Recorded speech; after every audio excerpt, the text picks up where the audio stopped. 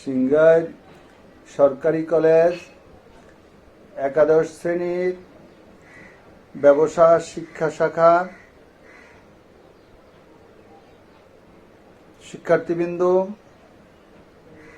বর্তমান মহামারীর এই সংকটকালীন সময়ে যে অনলাইন ক্লাস কার্যক্রম পরিচালিত হচ্ছে,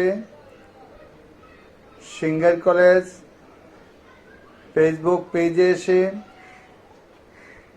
অনলাইন সিংগাইর কলেজ ফেসবুক পেজে সংযুক্ত হয়ে আমরা অনলাইন ক্লাস কার্যক্রম পরিচালনা করছি।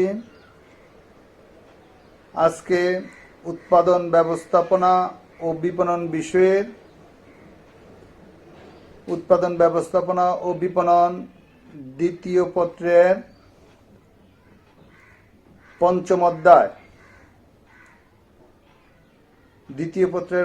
অধ্যায় অর্থাৎ পণ্য ও পণ্যের মূল্য নির্ধারণ, product and pricing of product, এই অধ্যায়ের উপরে আমরা গত ক্লাসেও আলোচনা করেছি। এই অনলাইন ক্লাস কার্যক্রমের আজকে ষষ্ঠ পর্ব। আমি মোহাম্মদ নুরুল হক। আমার অনলাইন ক্লাস কার্যক্রমের আজকের ষষ্ঠ ক্লাস বা ছয় নম্বর ক্লাস।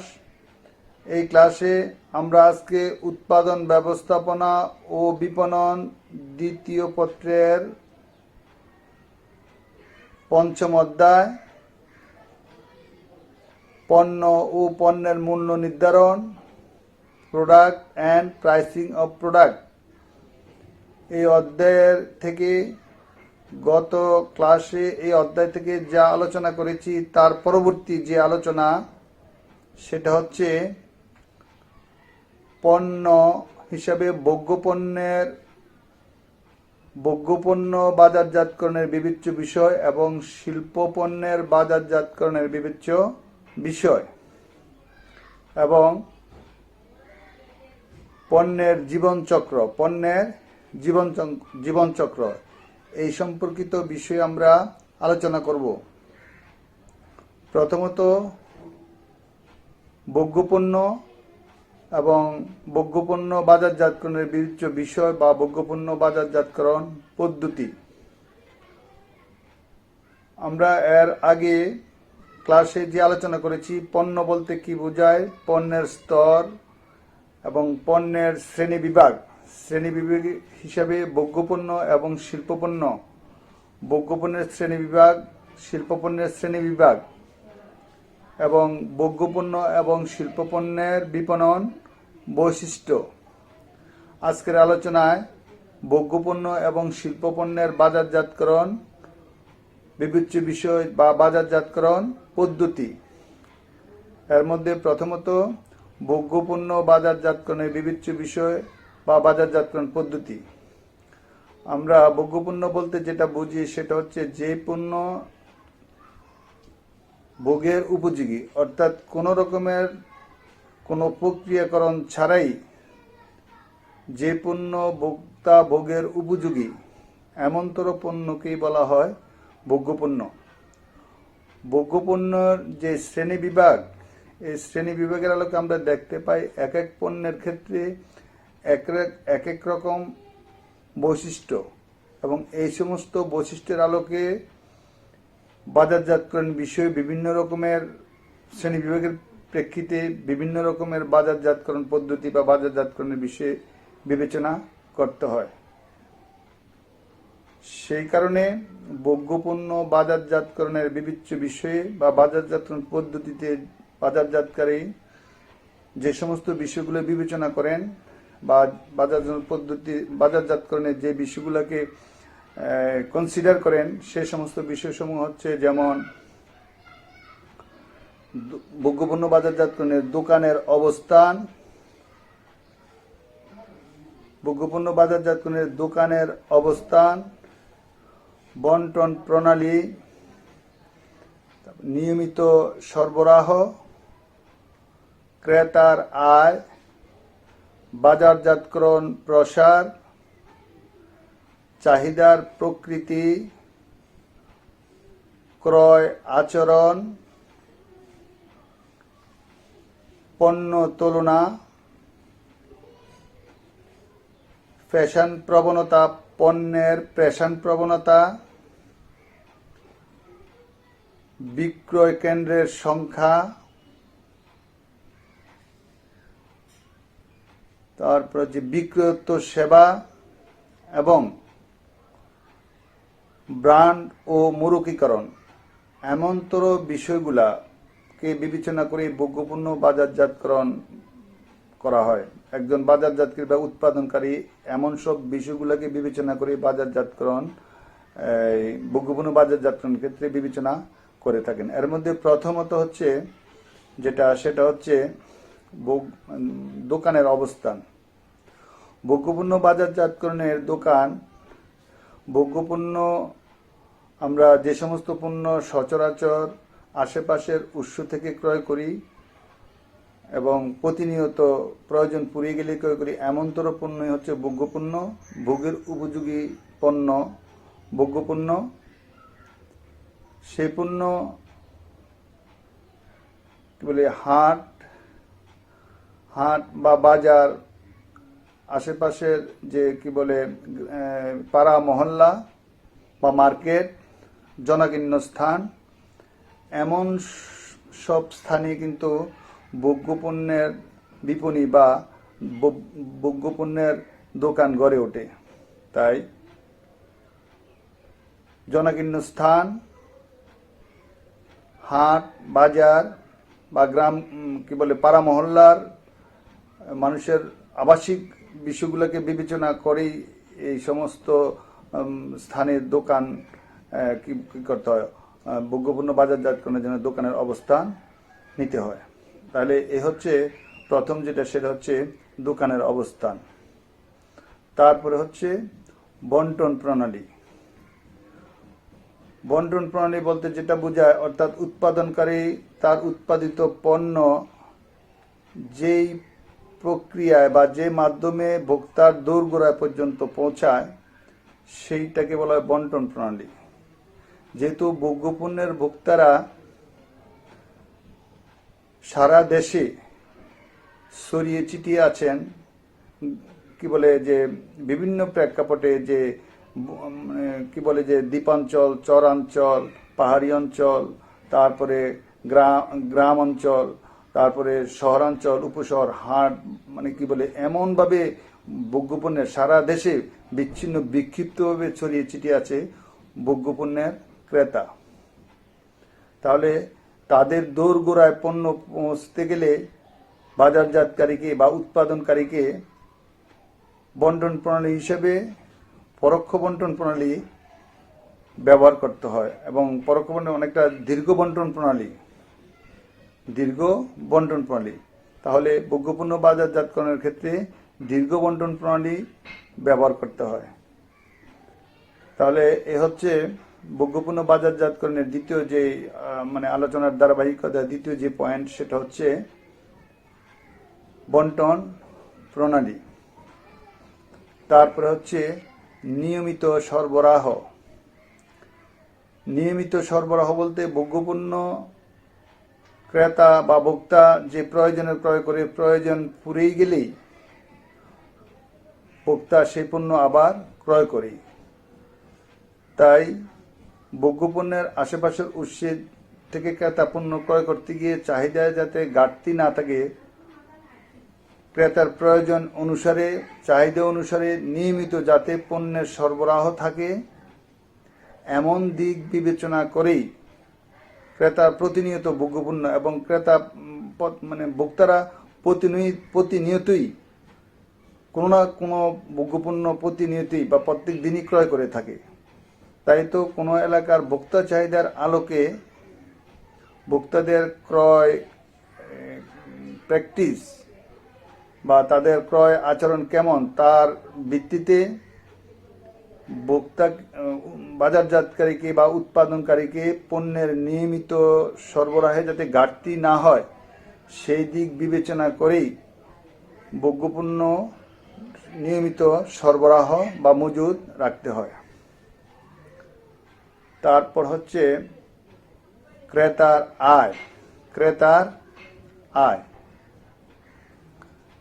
ভোক্তা তার আয়ের অধিকাংশ আয় বা বেশিরভাগ আয়ের অর্থ ব্যয় করে থাকে ভোগ্যপণ্য ক্রয় করতে গিয়ে।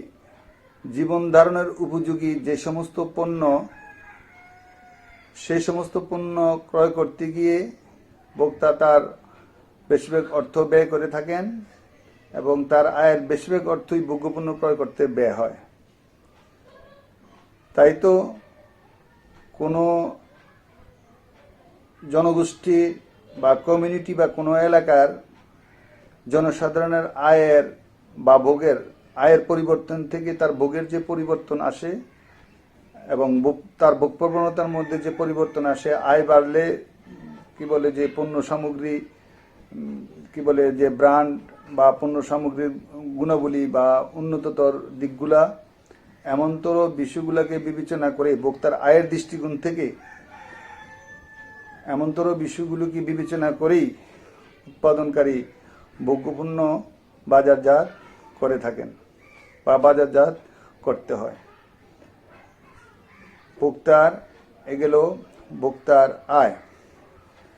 তারপর হচ্ছে বাজারজাতকরণ প্রসার। বাজারজাতকরণ প্রসার বলতে বোঝায় যে উৎপাদনকারী তার উৎপাদিত পণ্য ভোক্তারা পণ্যের উপযোগিতা, প্রয়োজন, চাহিদা সম্পর্কিত বিষয়ে অবহিত হওয়া এবং পণ্য ক্রয়ের ভোক্তাদের মধ্যে পণ্য ক্রয়ের আগ্রহ জন্মানো, প্রান্তিক পর্যায় পর্যন্ত ভোক্তাদের অবস্থানে পণ্য সম্পর্কিত সংবাদ অবহিত করা, এই হচ্ছে বিপণন বা বাজারজাতকরণ প্রসার। তো ভোগ্যপণ্য বাজারজাতকরণের ক্ষেত্রে বাজারজাতকরণ প্রসারের যে সমস্ত হাতিয়ারগুলো আছে, এর মধ্যে বেশিরভাগ ক্ষেত্রেই ভোগ্যপণ্য বাজারজাতকরণের ক্ষেত্রে বিজ্ঞাপন এবং বিক্রয় প্রসার হাতিয়ার বেশি করে কি করা হয়, ব্যবহার করা হয়। তাছাড়াও কোনো কোনো ক্ষেত্রে ব্যক্তিক বিক্রয় প্রসার কার্যক্রমও কি হতে পারে, ব্যবহার হতে পারে। এ হচ্ছে প্রসার কার্যক্রম। তারপর হচ্ছে চাহিদার প্রকৃতি। চাহিদার প্রকৃতি বিবেচনায় ভোগ্যপণ্যের যে শ্রেণী বিভাগ, সেই শ্রেণী বিভাগে আমরা দেখতে পাই ভোগ্যপণ্য শ্রেণী বিভাগের মধ্যে সুবিধাজনক পণ্য, শপিং পণ্য, বিশিষ্ট পণ্য, অযাচিত পণ্য। আবার সুবিধাজনক পণ্যেরও আবার ভাগ আছে আবশ্যকীয় পণ্য, লোভনীয় পণ্য, জরুরি পণ্য। এমনতর দৃষ্টিকোণ থেকে কিছু কিছু ভোগ্যপণ্য আছে মানে প্রতিনিয়ত প্রয়োজন হয় বা আশেপাশের উৎসে পাওয়া যায়। এই সমস্ত পণ্যের চাহিদার প্রকৃতি প্রতিনিয়তই কি বলে যে চাহিদা থাকে, তাই তো এগুলো আমরা আগে বলেছি এগুলো নিয়মিত সরবরাহ রাখতে হয় চাহিদার প্রকৃতির আলোকে। আবার কিছু কিছু পণ্য আছে যে ক্রেতারা মাঝে মধ্যে ক্রয় করে, যেমন শপিং পণ্য। এমন পণ্য ক্রেতারা সবসময় ক্রয় করে না। এই ক্রেতার ক্রয় প্রেক্ষাপট বিবেচনায় এবং সময়ের দিক বিবেচনায় যে সমস্ত সময়ে এই সমস্ত পণ্যের চাহিদা বৃদ্ধি পায়, যেমন কোনো উৎসব, ঈদ, পার্বণ বা এমন সময় কিন্তু কোনো কোনো ক্ষেত্রে কি বলে যে শপিং পণ্যের চাহিদা বৃদ্ধি পায় বা শপিং পণ্য সবসময় ক্রয় করে না, মাঝে মধ্যে ক্রয় করে, অথবা জরুরি পণ্য তাৎক্ষণিক প্রয়োজনে ক্রয় করে, অথবা লোভনীয় পণ্য যেটা সেটা হচ্ছে ক্রেতা তাৎক্ষণিক মানে পণ্যের প্রতি তার যেই আকর্ষণ বা পণ্য দেখে তাৎক্ষণিকভাবে পণ্যের প্রতি পণ্য ক্রয়ের প্রতি যে আগ্রহ বা বিশ্বাস জন্মায়, অথবা এমনতর ধারণাগুলি থেকে বিবেচনা রেখেই কি বলে যে ভোগ্যপণ্যের চাহিদার প্রকৃতির মধ্যে কি লক্ষ্য করা যায়, পরিবর্তন লক্ষ্য করা যায় এবং এই সমস্ত চাহিদা প্রকৃতি বিবেচনা করেই কি বলে ভোগ্যপণ্য বাজারজাত করতে হয়। তো গেল চাহিদার প্রকৃতি। তারপরে হচ্ছে ভোক্তার ক্রয় আচরণ। ক্রয় আচরণ, ভোগ্যপণ্য ক্রয় করতে গিয়ে ভোক্তা তার নিজস্ব অবস্থানে ভোগ্যপণ্য ক্রয়ের ক্ষেত্রে সে যে সমস্ত বিষয়গুলো তার ক্রয় আগ্রহকে জাগ্রত করে, ক্রয়ের ইচ্ছাকে জাগ্রত করে, ক্রয়ের জন্য তাকে সামনে এগিয়ে নিয়ে যায়, ক্রয় সিদ্ধান্তের দিকে এগিয়ে নিয়ে যায় এমনতর বিষয়, যেমন দোকানের অবস্থান, পণ্য সজ্জা, ডেকোরেশন, পণ্যের ব্র্যান্ড, মোড়ক, লেবেল। তারপরে বিক্রয়কালীন সময়ে বিক্রেতার যে তাৎক্ষণিক প্রেজেন্টেশন, উপস্থাপনা অথবা তার যে ব্যবহার এবং বিক্রয়োত্ত সেবা, এমনতর ভাবনাগুলা বিক্রয় কেন্দ্রের ভাবনাগুলা কিন্তু বিক্রয় কেন্দ্রের এমনতর ভাবনাগুলা বা বিক্রেতার এমনতর ভাবনাগুলা কিন্তু ক্রেতার ক্রয়ের সিদ্ধান্তকে প্রভাবিত করে, বা ক্রেতার ক্রয় আচরণকে, এমনতর বিষয়গুলো ক্রেতার ক্রয় আচরণকে কি করে থাকে, প্রভাবিত করে থাকে।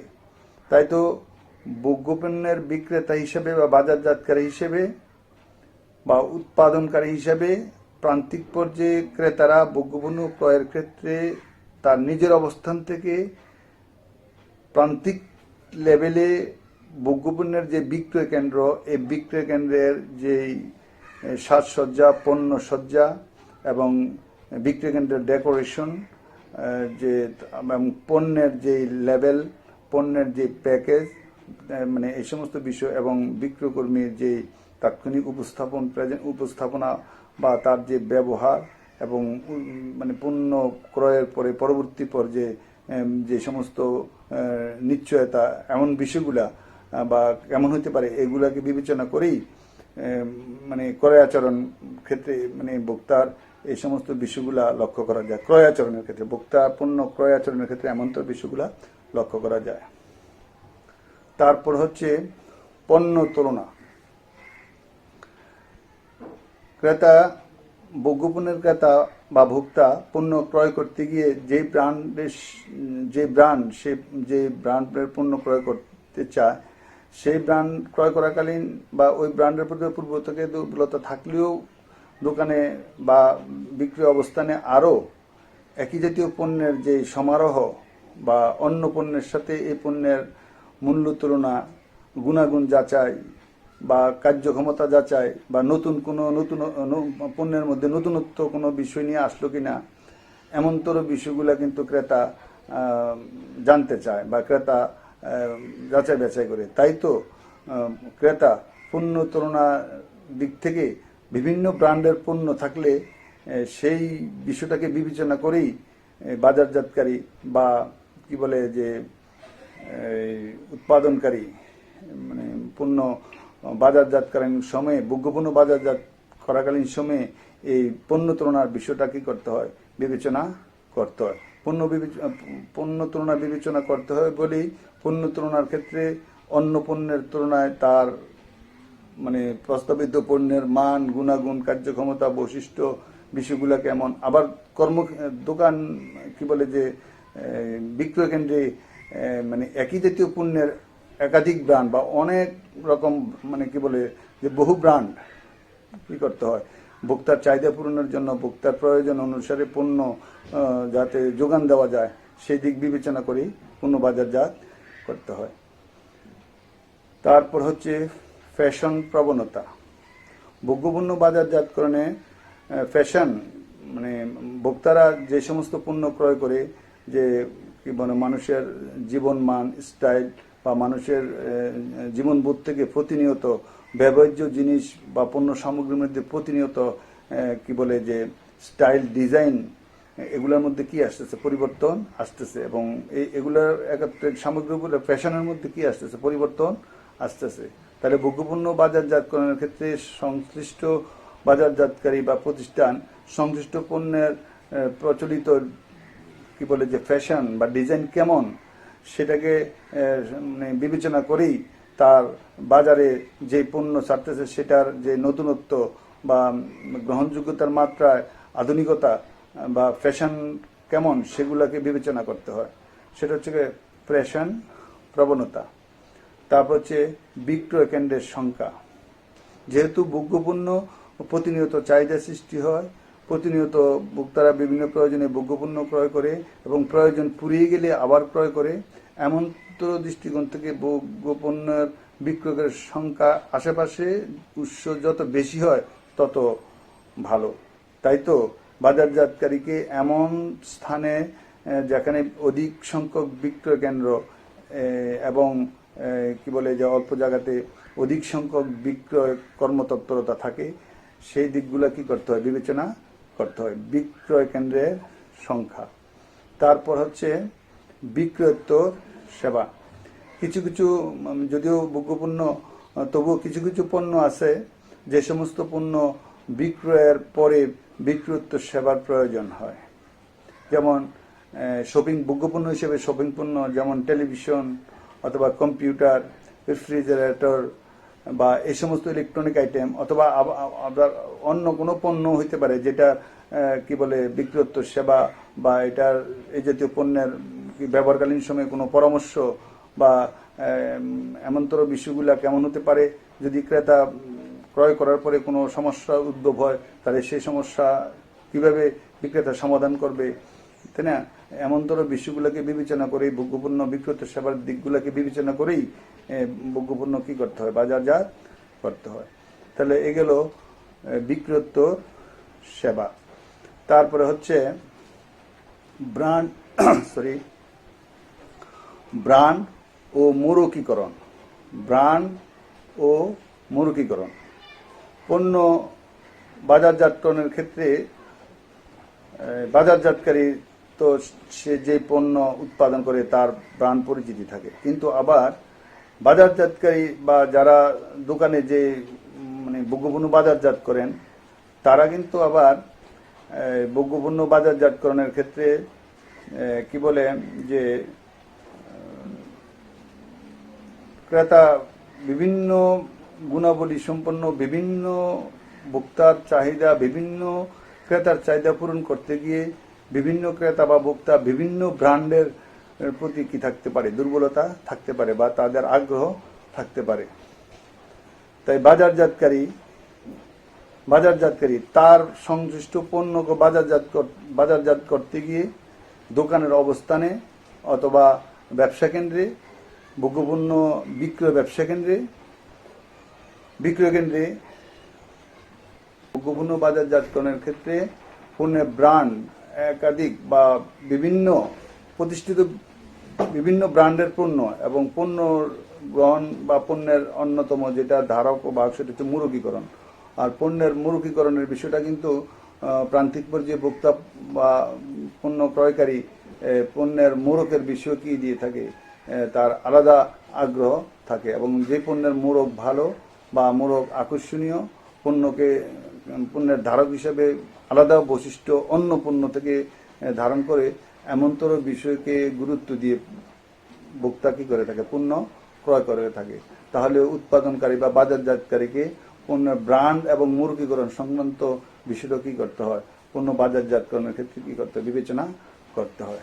তাহলে এই হচ্ছে ভোগ্যপণ্য বাজারজাতকরণের ক্ষেত্রে বিবেচ্য বিষয়। আমি আবার বলছি, ভোগ্যপণ্য বাজারজাতকরণের ক্ষেত্রে যে বিবেচ্য বিষয় বা বাজারজাতকরণ যে পদ্ধতি, যে সমস্ত বিষয়গুলো গুরুত্ব দিয়ে ভোগ্যপণ্য বাজারজাতকরণের বিষয়টাকে বিবেচনা করতে হয়, সেই বিষয়গুলো হচ্ছে দোকানের অবস্থান, ভোগ্যপণ্যের দোকানের অবস্থান, বন্টন প্রণালী, নিয়মিত সরবরাহ, ভোক্তার আয়, বাজারজাতকরণ প্রসার, চাহিদার প্রকৃতি, ক্রয় আচরণ, পণ্য তুলনা, ফ্যাশন প্রবণতা, বিক্রয় কেন্দ্রের সংখ্যা, তারপর হচ্ছে বিক্রয়োত্তর সেবা এবং brand O মোড়কীকরণ।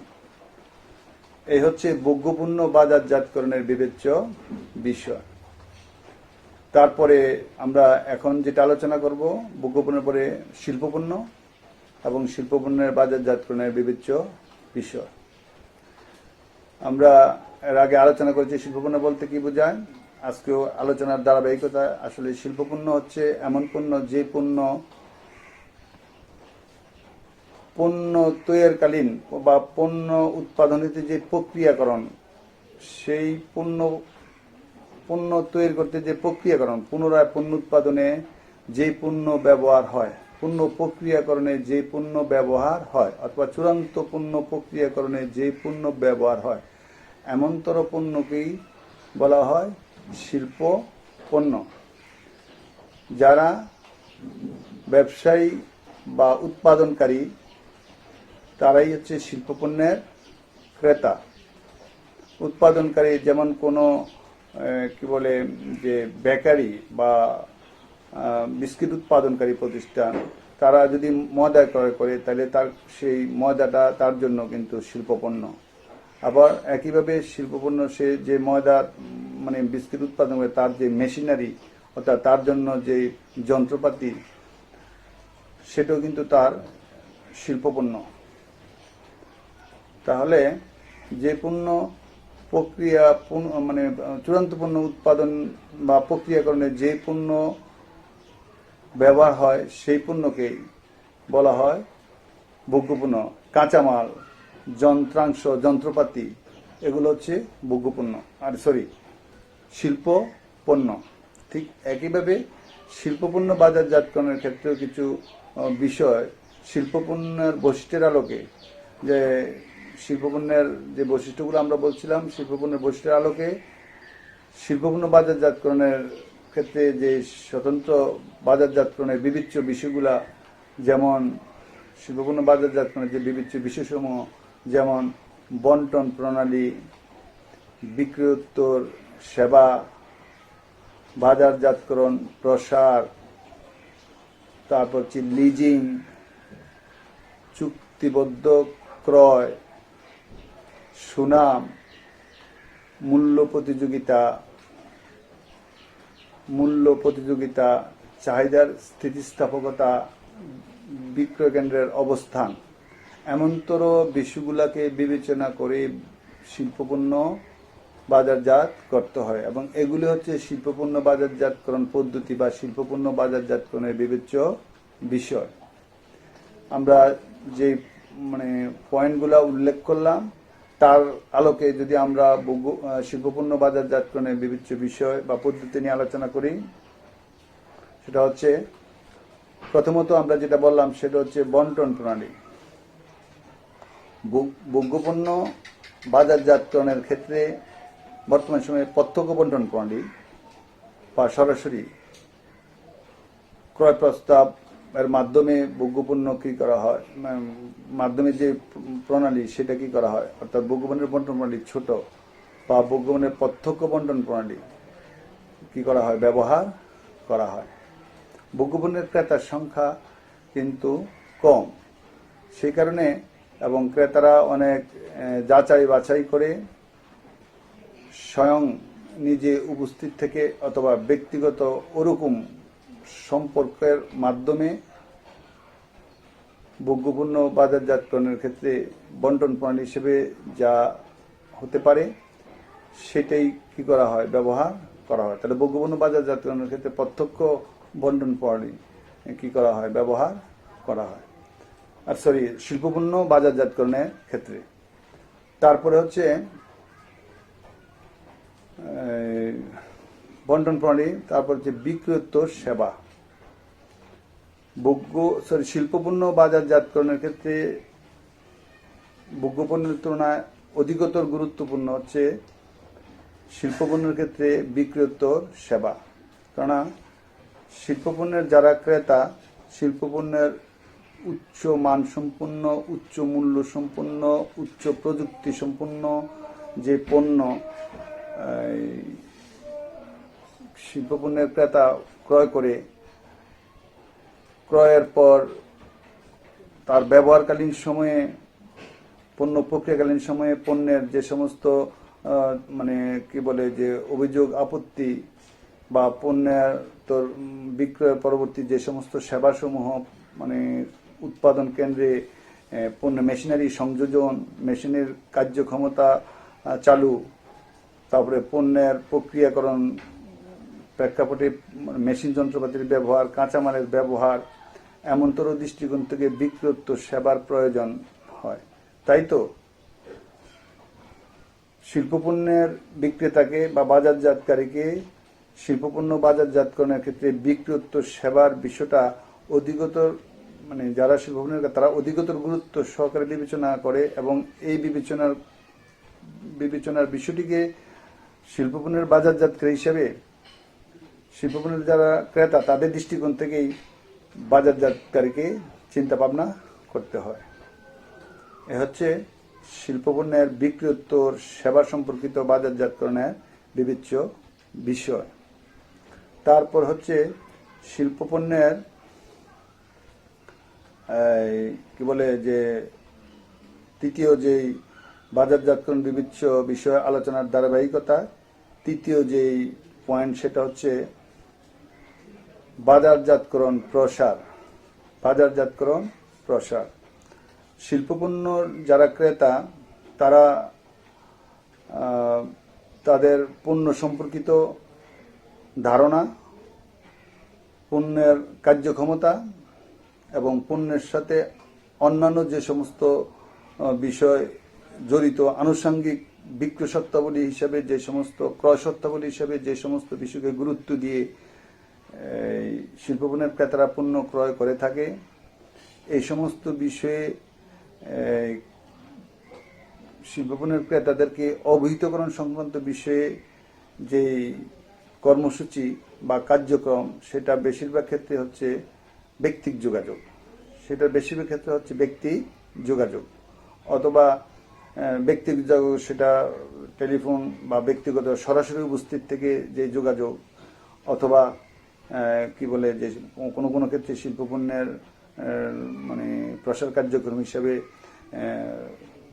Management and research industrial consultant বা মানে কি বলে যে অর্থনৈতিক কি বলে যে সমস্ত পত্রপত্রিকা বা ম্যাগাজিন, শিল্প বাণিজ্য সম্পর্কিত যে সমস্ত ম্যাগাজিন, উন্নত মানের ম্যাগাজিন প্রকাশিত হয়, ওই সমস্ত ম্যাগাজিনে প্রচ্ছদে মানে শিল্পপণ্যের বিক্রয়ের যে কি হতে পারে প্রসার কার্যক্রম কি করা হতে পারে, গ্রহণ করা হতে পারে। ওই সমস্ত মাধ্যমে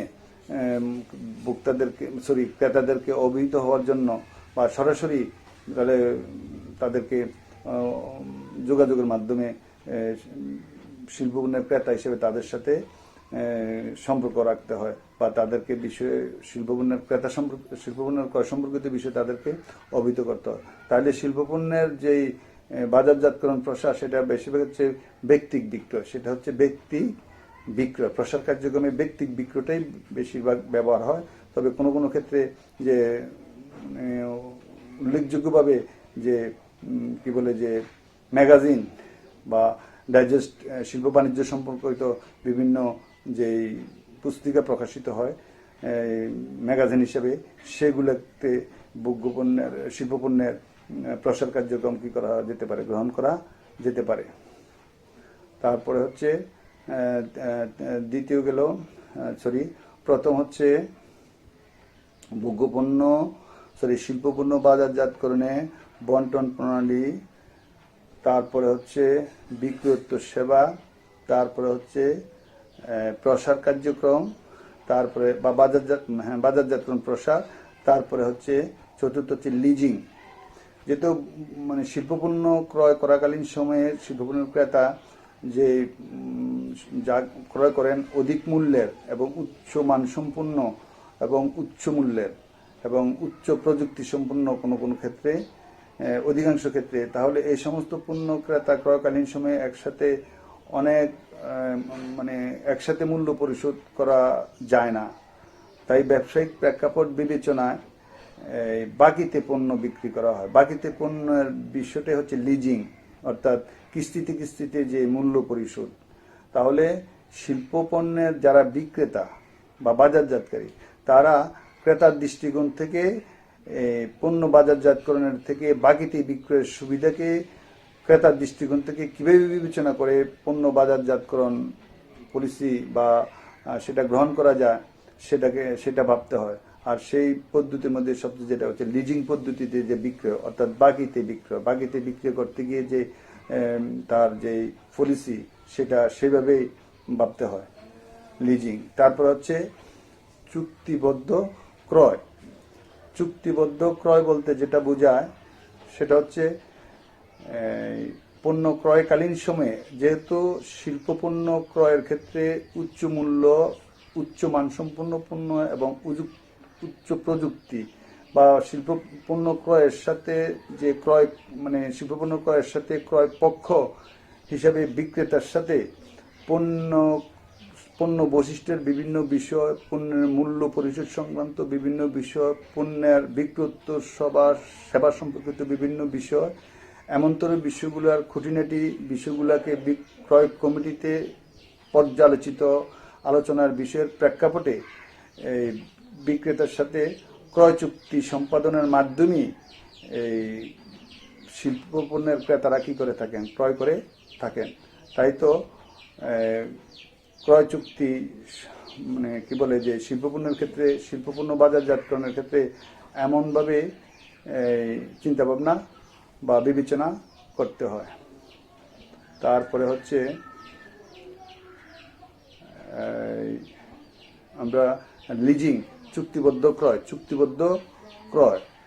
তারপরে হচ্ছে সুনাম। প্রচলিত ব্যবসায় বা যারা শিল্পপণ্যের ক্রেতা তারা এমনতর পক্ষ বা পার্টি থেকে পণ্য ক্রয় করে থাকে যাদের অধিকতর দক্ষতা আগে থেকেই তাদের পণ্যের মান, গুণাগুণ, মূল্য পরিশোধ পদ্ধতি বা পণ্য সম্পর্কিত আরও যে সমস্ত বিষয় সম্পর্ক দীর্ঘদিন আছে, সেখানে দীর্ঘ অভিজ্ঞ যাদের বাজারে ব্যাপক পরিচিতি বা সুনাম আছে, তাদের থেকেই শিল্পপণ্যের তারা বেশিরভাগ ক্ষেত্রে কি করে থাকেন, পণ্য ক্রয় করে থাকেন। তাহলে শিল্পপণ্যের বাজারজাতকারীকে এমনতর ভাবনা থেকেই শিল্পপণ্য বাজারজাতকরণের বিষয়ে কি করতে হয়, চিন্তা ভাবনা করতে হয়। মূল্য প্রতিযোগিতা। শিল্পপণ্য বাজারজাতকরণের বিষয়ের আলোচনার ধারাবাহিকতায় এখন যে পয়েন্ট আলোচনা সেটা হচ্ছে মূল্য প্রতিযোগিতা। শিল্পপণ্য বাজারজাতকরণের ক্ষেত্রে মূল্য প্রতিযোগিতা, কেন বিভিন্ন, আমরা একটু আগে যেটা বললাম যে বিভিন্ন কোম্পানি বা বিভিন্ন প্রতিষ্ঠান তাদের পণ্য কি করে থাকে, বিক্রি করে থাকে। এক এক কোম্পানি বা এক এক প্রতিষ্ঠানের পণ্যের গুণাগুণ, বৈশিষ্ট্য, কি বলে যে পণ্যের যে কার্যক্ষমতা, উপযোগিতা, এই সমস্ত দৃষ্টিকোণ থেকে এক এক কোম্পানির পণ্যের কি বলে মূল্য বিভিন্ন দৃষ্টিকোণ থেকে আলাদা আলাদা কি হতে পারে, মূল্য হতে পারে। সে দৃষ্টিকোণ থেকে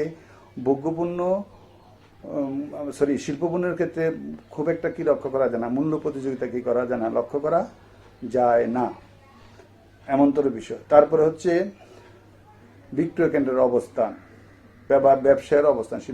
শিল্পপণ্যের ব্যবসা, শিল্পপণ্য ভোগ্যপণ্য যেমন সারা দেশে ছড়িয়ে ছিটিয়ে ভোক্তারা আছে, এবং বিক্রয় কেন্দ্রের অবস্থান জনাকীর্ণ স্থানে, অথবা কি বলে যে মার্কেটে, অথবা কি বলে যে আশেপাশের উৎসে ব্যবসা কেন্দ্র গড়ে ওঠে। কিন্তু শিল্পপণ্যের ক্ষেত্রে কিন্তু নির্দিষ্ট কিছু স্থানে বা উল্লেখযোগ্য কিছু স্থানকে কেন্দ্র করেই শিল্পপণ্যের বাজার বা বিক্রয় কেন্দ্র গড়ে ওঠে, এবং সেখানে ক্রেতারা সেখান থেকে কি করে থাকেন, তাদের শিল্পপণ্যের ক্রেতারা তাদের ক্রয় কার্য কি করে থাকেন, পরিচালনা করে থাকেন। তারপরে হচ্ছে যে চাহিদার স্থিতিস্থাপকতা। শিল্পপণ্যের চাহিদাতে দেখা যাচ্ছে যে মূল্যের পরিবর্তন হলেও শিল্পপণ্যের চাহিদাতে কি করা যায় না, খুব একটা কি লক্ষ্য করা যায় না, পরিবর্তন লক্ষ্য করা যায় না। তাই তো শিল্পপণ্যের চাহিদা অস্থিতিস্থাপক। শিল্পপণ্যের চাহিদা হচ্ছে অস্থিতিস্থাপক। শিল্পপণ্যের চাহিদা বাজারজাতকরণ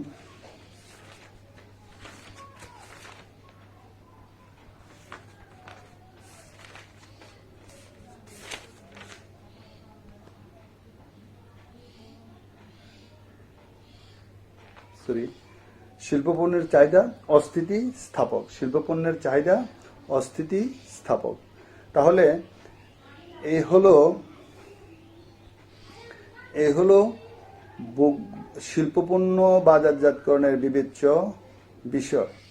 সুনির্দিষ্টভাবে বইয়ে যেই পয়েন্টগুলো আছে এগুলা মনোযোগ সহকারে অধ্যয়নের মাধ্যমে এই সম্পর্কিত বিষয়টা ধারণা আস্তে আস্তে শিক্ষার্থীদের মধ্যে যে ধারণার সৃষ্টি হয় বা সংঘবদ্ধ ধারণা আসে। তাই তো শিক্ষার্থীদের উদ্দেশ্যে বলছি, তোমরা মূল পাঠ্য বই থেকে অত্যন্ত গুরুত্ব সহকারে এই বিষয়গুলো অধ্যয়ন করবে।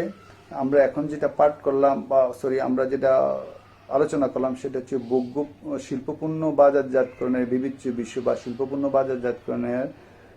বাজারজাতকরণ পদ্ধতি। শিল্পপণ্য বাজারজাতকরণ পদ্ধতির যে বিষয়গুলা পয়েন্টগুলা আমি আবার বলছি: বন্টন প্রণালী, তারপর হচ্ছে বিক্রয়োত্ত সেবা, তারপর হচ্ছে বাজারজাতকরণ প্রসার, লিজিং, তারপর হচ্ছে চুক্তিবদ্ধ ক্রয়, সুনাম, তারপরে হচ্ছে দোকানের বা ব্যবসার অবস্থান, তারপর হচ্ছে চাহিদার অস্থিতিস্থাপক, মানে এগুলো চাহিদার প্রকৃতি, এমনতর বিষয়, মূল্য প্রতিযোগিতা। তাহলে এই সমস্ত বিষয়গুলোকে বিবেচনা করেই শিল্পপণ্য বাজারজাতকরণ কি করতে হয়, শিল্পপণ্য বাজারজাতকরণ বিষয়ে নির্দিষ্ট পদ্ধতিতে কি করতে হয়, অগ্রসর হতে হয়। এই হচ্ছে শিল্পপণ্য বাজারজাতকরণের বিবেচ্য বিষয় বা শিল্পপণ্য বাজারজাতকরণ পদ্ধতি। যাই হোক, এই পণ্য সম্পর্কিত আলোচনায় আমরা যেহেতু এই চ্যাপ্টার বা অধ্যায়ের হেডিং বা শিরোনাম হচ্ছে পণ্য ও পণ্যের মূল্য নির্ধারণ। পণ্যের সাথে জড়িত যে আলোচনাগুলো আমরা এর আগে গত ক্লাসে যে পণ্যের উপর যে আলোচনা করেছি, আমি আবার বলছি, পণ্য বলতে কি বোঝায়, পণ্যের স্তর, পণ্যের শ্রেণীবিভাগ হিসেবে ভোগ্যপণ্য, শিল্পপণ্যের শ্রেণীবিভাগ এবং ভোগ্যপণ্য বিপণন বৈশিষ্ট্য, শিল্পপণ্যের বিপণন বৈশিষ্ট্য। আজকে যেটা আলোচনা করলাম, ভোগ্যপণ্যের বাজারজাতকরণের বিবেচ্য বিষয় বা পদ্ধতি এবং একইভাবে শিল্পপণ্যের বাজারজাতকরণ বিবেচ্য বিষয় বা বাজারজাতকরণ পদ্ধতি। আর পণ্য সম্পর্কিত আলোচনায় পণ্য মূল্য চ্যাপ্টারের পণ্য সম্পর্কিত আলোচনায় যেটা থাকে সেটা হচ্ছে পণ্যের জীবনচক্র।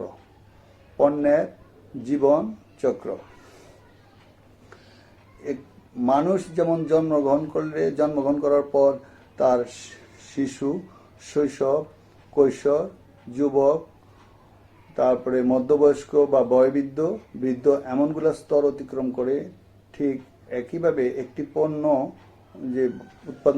উৎপাদন করে একটি পণ্য উৎপাদন, বাজারে আসা, বাজারে অবস্থান করা বা বাজার থেকে বিদায় নেওয়া কালীন সময়ে বা এই প্রেক্ষাপট বিবেচনায় যে যতগুলা স্তর হতে পারে, এই স্তরগুলোকে বলা হয় পণ্যের জীবন চক্র।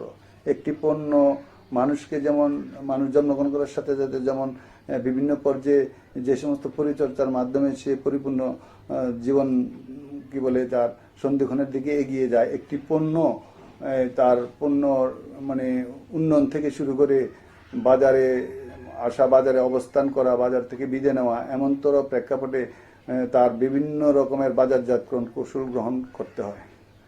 তাই পণ্য বাজারে আসা, বাজার থেকে বিদায় নেওয়া বা অবস্থানকালীন সময়ে যে সমস্ত পর্যায়গুলা অতিক্রম করে সেইগুলাকে বলা হয় একত্রে পণ্যের জীবন চক্র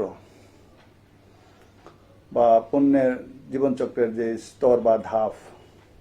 পণ্যের জীবনচক্রের স্তর বা ধাপগুলো হচ্ছে পণ্য উন্নয়ন স্তর, পণ্য সূচনা স্তর, তারপরে হচ্ছে পণ্য ইন্ট্রোডাকশন, গ্রোথ, ম্যাচুরিটি, পূর্ণতা প্রাপ্তি স্তর, তারপর হচ্ছে কমতি স্তর। পণ্য উন্নয়ন স্তর, তারপরে হচ্ছে সূচনা স্তর, তারপরে হচ্ছে পূর্ণতা প্রাপ্তি স্তর, তারপর হচ্ছে কমতি স্তর। Introduction, growth, maturity, decline. Introduction মানে সূচনা স্তর, গ্রোথ মানে প্রবৃদ্ধি স্তর, ইন্ট্রোডাকশন, গ্রোথ, ম্যাচুরিটি মানে পূর্ণতা প্রাপ্তি স্তর, তারপর হচ্ছে ডেক্লাইন মানে কমতি স্তর। প্রথমত যেটা সেটা হচ্ছে কি বলে যে পণ্য উন্নয়ন স্তর। পণ্য উন্নয়ন স্তরে একটি পণ্য বাণিজ্যিকরণের আগ পর্যন্ত সময়ে একটি পণ্য নিয়ে অনেক চিন্তা ভাবনা বা অনেক গবেষণা কার্যক্রম পরিচালনা করা হয়। একটি পণ্য কি প্রয়োজন মিটাবে বা কি প্রয়োজন মেটানোর জন্য এটা উৎপাদন করা হবে, কি জাতীয় চাহিদা মিটাবে, এমনতর গবেষণা পর্যায়ে পণ্যের যে কি বলে মানে কার্যক্ষমতা, মৌলিক কোন প্রয়োজন মিটাবে এমনতর বিষয়ে চিন্তা ভাবনা, তারপরে ওই পণ্যের যে ডিজাইন, আকৃতি, অবয়ব গঠন, তারপরে পণ্যের যে রয়্যালটি, এমনতর বিষয়গুলোকে মানে দাঁড় করাইতে গিয়ে যেই প্রেক্ষাপট, সেটা হচ্ছে পণ্য উন্নয়ন। এখানে এই পর্যায়ে কিন্তু কোম্পানির কোনো বিক্রয় নাই, তাই কোনো মুনাফাও নাই। শুধুমাত্র এই পর্যায়ে কোম্পানি উন্নয়ন খরচ, মানে খরচের দিকটাই বেশি। খরচের বেশি না, শুধু পণ্য উন্নয়ন স্তরে শুধু খরচই কোম্পানি। তারপরে একটা কোম্পানি একটা পণ্য ডেভেলপ বা প্রোডাক্ট মানে উন্নত করার পর বা প্রোডাক্টের যে কি বলে প্যাটেন্ট হিসাবে আসার পরে যেটা কমার্শিয়ালাইজেশন বা এটাকে বাণিজ্যিকরণের জন্য যখন বাজারে আসে, তখন সেটা মানে সূচনা স্তরে প্রবেশ করে। ইন্ট্রোডাকশন অনেকে পণ্য উন্নয়ন স্তর থেকে সূচনা স্তরে পণ্যের কি বলে যে পরিচিতি কম থাকে। এই পর্যায়ে একটি পণ্যের প্রতিযোগিতা থাকে না, কিন্তু এই পর্যায়ে পণ্যের পরিচিতি বাড়ানোর জন্য একটি প্রতিষ্ঠানকে বাজারজাতকারীকে ব্যাপকভাবে প্রসার কার্যক্রম গ্রহণ করা হয়। এই স্তরে পণ্য পরখ করে দেখার জন্য বিনামূল্যে অথবা কফি বিতরণ করা হয়, এবং বন্টন প্রণালীর যে সদস্য যারা আছে তাদের সাথে অধিকতর যোগাযোগ বা বন্টন প্রণালীর সদস্যদেরকে অধিকতর গুরুত্ব দেওয়া হয়, এবং প্রসার কার্যক্রম ব্যাপকভাবে পণ্যের পরিচিতির জন্য প্রসার কার্যক্রম গ্রহণ করা হয়। এবং এই পর্যায়ে খুব একটা একটি প্রতিষ্ঠানের পণ্য প্রতিযোগিতার খুব একটা সম্মুখীন হয় না। দ্বিতীয় যে স্টেজ যেটা সেটা হচ্ছে গ্রোথ। ইন্ট্রোডাকশন মানে গ্রোথ বলতে বোঝায় প্রবৃদ্ধি বলতে যেটা বোঝায় একটা পণ্য সূচনা স্তরে আসার পরে আস্তে আস্তে পণ্যের পরিচিতি বাড়তে থাকে, পণ্যের বিক্রয় বাড়তে থাকে, এবং এই পর্যায়ে মানে বিক্রয় থেকে মুনাফাও বাড়তে থাকে। কোনো ক্ষেত্রে প্রতিযোগিতার মাত্রা বাড়তে থাকে, এবং এই পর্যায়ে পণ্যের ঘাটতি বা পরিচিতির জন্য প্রতিযোগী পণ্যের তুলনায় প্রতিষ্ঠানকে বাজারজাতকরণ প্রসার কর্মসূচি গ্রহণ করতে হয়। এবং প্রতিযোগীর সাথে যেহেতু কোনো ক্ষেত্রে প্রতিযোগিতার মানে এই পর্যায়ে পণ্য প্রতিযোগিতার সম্মুখীন হয়, সেই হিসাবে মধ্যস্থ কারবারিদের সাথে বা বন্টন প্রণালীর সদস্যদের সাথে অধিকতর প্রসার কর্মসূচির মানে মধ্যস্থ কারবারিমূলক প্রসার কর্মসূচি গ্রহণের মাধ্যমে পণ্যের বাজারে অবস্থান করে নেওয়া, প্রতিযোগী পণ্য থেকে নিজের পণ্যকে বন্টন প্রণালীর সদস্য হিসেবে গুরুত্ব দেওয়া, মানে প্রবৃদ্ধি স্তরে বিক্রয় বৃদ্ধির জন্য প্রচেষ্টা চালানো, এবং বেশি বিক্রয় থেকে বেশি মুনাফার প্রবণতা এই স্তরে কি করা যায়, লক্ষ্য করা যায়। তারপর হচ্ছে ইন্ট্রোডাকশন, গ্রোথ, ম্যাচুরিটি বলতে পূর্ণতা প্রাপ্তি স্তর। এই পর্যায়ে এসে কোম্পানির বিক্রয় লক্ষ্যমাত্রা চূড়ান্ত পর্যায়ে বিক্রয় লক্ষ্যমাত্রা অর্জিত হয়, অর্থাৎ বেশি পরিমাণ পণ্য বিক্রি হয় এবং মুনাফার পরিমাণ কোম্পানির সর্বোচ্চ হয়।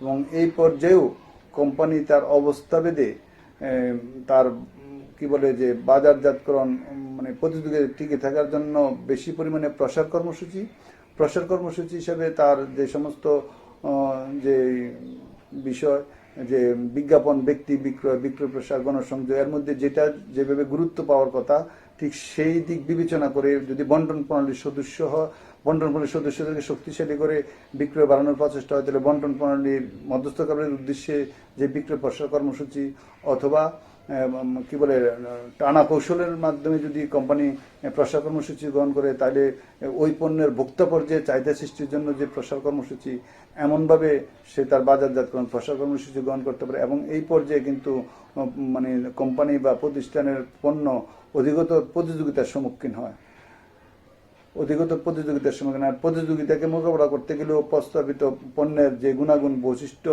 বা পণ্যের ফ্যাশন, ডিজাইন, লেভেল, এগুলোর মধ্যে পরিবর্তন এনে পণ্যের মানে বাজার কি বলে যে কৌশল, বাজারজাতকরণ কৌশল, এগুলা কি করতে হয়, কার্যক্রম কি করতে হয়, পরিচালনা করতে হয়। এ হচ্ছে পূর্ণতা প্রাপ্তি স্তর। তারপরে হচ্ছে কমতি স্তর। এভাবে একটি পণ্য মানে কি বলে যে বাজারে অবস্থান করার পরে তারপরে একটা পর্যায়ে চরমভাবে প্রতিযোগী পণ্য এসে গেলে বা নকল পণ্য এসে গেলে এই পণ্যের চাহিদা কমে যায় বা বিক্রয় কমতে থাকে।